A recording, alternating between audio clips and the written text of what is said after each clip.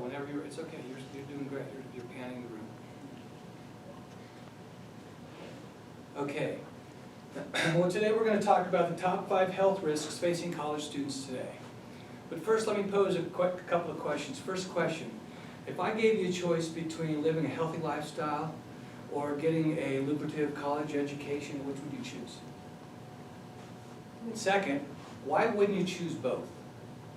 If many of you in this room are like a lot of the college kids across the United States of America, you're making choices that are creating an unhealthy lifestyle situation while you are getting your college education. What I'm going to do today is I'm going to present the 5 issues that are facing college students. I'm going to tell you how they're affecting the college students. I'm going to give you some rather frightening statistics, and hopefully the things that I tell you will help you to mitigate or change some of those behaviors, if of course those are what you're doing. But I'm looking at all of you and I can tell that none of you are going to be doing any of these things. Okay, so first and foremost, college life is a period of transition for most young adults between the ages of 18 and 24. Okay, it's a time of excitement, it's a time of distress, it's a time of experimentation, okay? So the excitement is new friends, getting away from your family for the first time, having some autonomy, not being told what to do, and how to do it.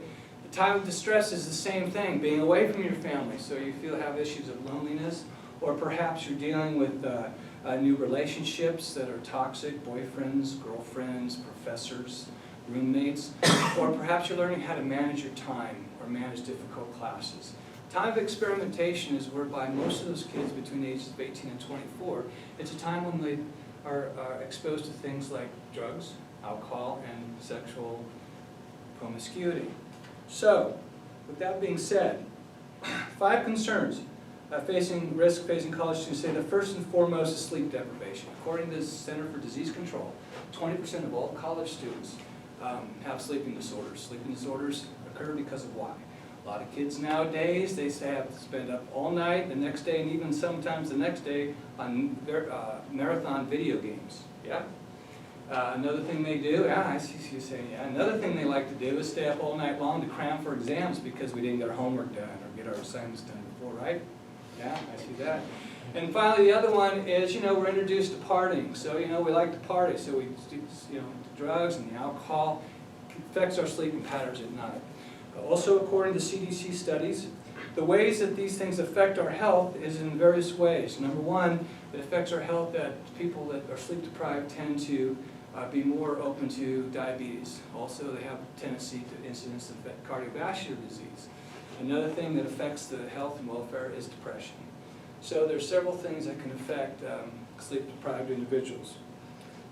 In addition to having sleep deprivation, another issue that we're dealing with is eating disorders, okay? Big eating disorder, especially among the female crowd, which I see we have a lot here, in college is bulimia and anorexia. Bulimia is a condition whereby you eat a lot and then you purge. Anorexia is a condition whereby you just starve yourself to death. For most ladies, it's a feeling of being back in control of what they're not in control of. Okay? The Centers for Disease Control estimate that about 10 to 20% of those cases lead to death. So it's something you really need to think about. Another eating disorder, believe it or not, is malnutrition. Most of our young adults are suffering from malnutrition. Why? Because pretzels, chips, and beer do not a nutritional meal make. And that's what a lot of college students are surviving on today. In addition, most of our college students are drinking those high-energy drinks that are high in caffeine and sugar. Also candy bars and a lot of soda, okay? So they're not getting the proper nutrition they need. In addition to that, they're eating a lot of processed food and or fast food and not getting their complex carbohydrates. They're not getting their fruits and vegetables, and they're not getting their vitamins. So therefore, we have a lack of nutrition.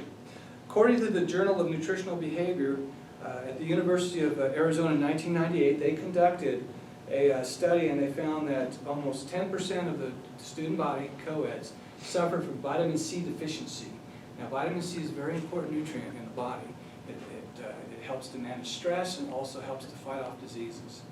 So, if you're not eating correctly and you're not sleeping correctly, then the next thing, the third part of this leg, is exercise. You're not going to be able to exercise because you don't have the energy. Lack of exercise is also a big issue among college co-eds nowadays.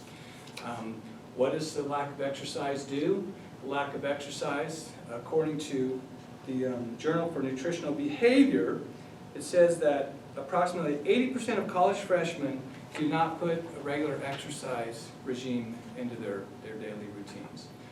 Lack of exercise can lead to high blood pressure, cholesterol, high triglycerides. It can lead to gaining weight, and it can also lead to the onset of chronic diseases. So you want to get enough sleep, you want to eat properly, and you want to get some exercise. And finally, the fourth one that I'm going to talk about is kind of a combination, and it's a little bit more serious, but it has to do with sex and alcohol, okay? Because that's the experimentation part we talked about. For a lot of college co-eds, sex is just, nowadays it's just a number, okay? It's just an activity like they do, just like taking a shower. But you know, sex does not happen in a vacuum. And it usually happens in an alcohol-induced haze, and it has very serious effects to you both physically and it has effects to you mentally. According to the student statistics on alcohol consumption and abuse, 31% of all co-eds across the nation meet the criteria for alcohol abuse, and 6% are actually considered alcoholics. That's a huge number if you consider the millions of students across the United States. In 2013, again, according to the student statistics on alcohol consumption and abuse, over 400,000 students during this study said that they abused alcohol. And of those 400,000, 100,000 of those students, or 25%, said that they engaged in sex without even knowing if they consented to it. So alcohol is a big issue. 2013, here's a big one. Center for Disease Control estimated or gave the number of 9.5 million new sexually transmitted diseases associated with co-eds. The National Campaign for the Prevention of Teen and Unplanned Pregnancies study showed that among 20-year-olds, among the 20-year-old generation girls in college, 77% of unplanned pregnancies were from unsafe sex. So, 61% of all co-eds, including men and women who had children during college, did not finish. So, dangerous combination, sex and alcohol. And finally, the fourth thing that we talked about, depression is the fifth leg. And depression is a growing issue within the college campuses across the United States. The National Institute of Mental Health in 2011 did a study, and approximately 30% of the students were so depressed that they could not even function. That's huge. And according to that same study for the National Institute of Health, they attribute that suicide, depression is linked to suicide, and suicide is the third major factor for death among 18 to 24-year-olds in college across the United States. So, it would do us all well and a great service if we all realized the pitfalls associated with some of these health issues associated with the co-eds across the United States. So, now that we have learned about the 5 potentially serious health issues facing college students today, which are sleep deprivation, lack of exercise, lack of nutrition, we need to learn to moderate our alcohol consumption and our sexual encounters, and of course we need to deal with depression. We have to ask ourselves, is getting a higher education really worth all these risks? And the answer, of course, is when we become aware of all these things, then we can learn to recognize them, and we can learn to mitigate them or stay away from them. Because if I were to ask you the question is, again, is if I gave you a choice between living a healthy lifestyle or getting a higher education, a lucrative education, I'm hoping that your answer would be, yeah, I